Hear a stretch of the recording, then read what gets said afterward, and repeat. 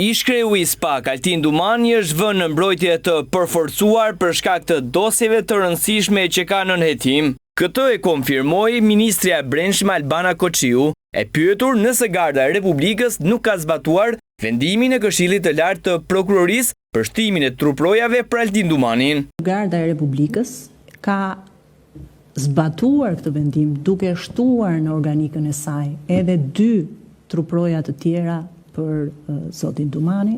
Përfshirja e zyrtarëve të lartë të policisë në dosje të prokurorisë së posaçme dhe akuzat e opozitës për lidhjet e drejtorit të përgjithshëm të policisë me element të botës së krimit nuk e kanë lëkundur besimin tek Ilir Proda, për të cilin Koçiu tha se ka kualifikimet e nevojshme për të vazhduar në atë detyrë. E para patjetër zoti Proda për sa kohë ushtron detyrën e drejtorit përgjithshëm të policisë së shtetit, ka gjithë besimin tim që ka gjithë formimin dhe kompetencat dhe aftësinë për ta kryer këtë funksion.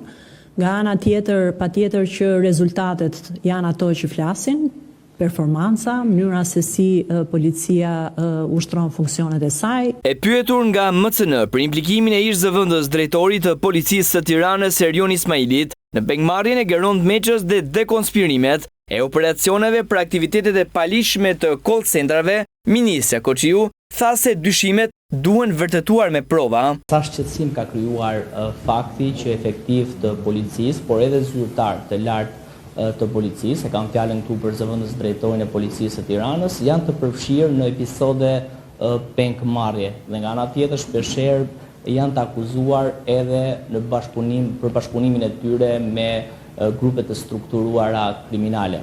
Si e shihni faktin që shpeshherë në radhët e policisë ka aksione policore që dekonspirohen? Një pyetje tjetër do doja t'ju drejtoja në lidhje me pjesën e aktivitetit të call center. Çfarë po bën policia në lidhje me hetimin e call centrave të paligjshëm? Sa i përket faktit që a ka dekonspirime, a çfarë po bën policia lidhur me një rast apo me një rast tjetër, a janë të implikuar punojësit e policisë në akte kriminale apo pjesë e organizatave të caktuara kriminale? Për këto do t'i lutesha shumë që kur të diskutojmë me fakte, me prova dhe nëse kemi fakte dhe prova t'i çojmë në organet kompetente. Gjatë konferencës së kësaj të premte, Ministrja e Brendshme tha se asetet e konfiskuara nga krimi do të vijnë në shërbim të qytetarëve dhe familjeve të policëve të rënë në detyrë, ndërsa ndërtesat pa leje të konfiskuara do të vijnë për përdorim social dhe strehim.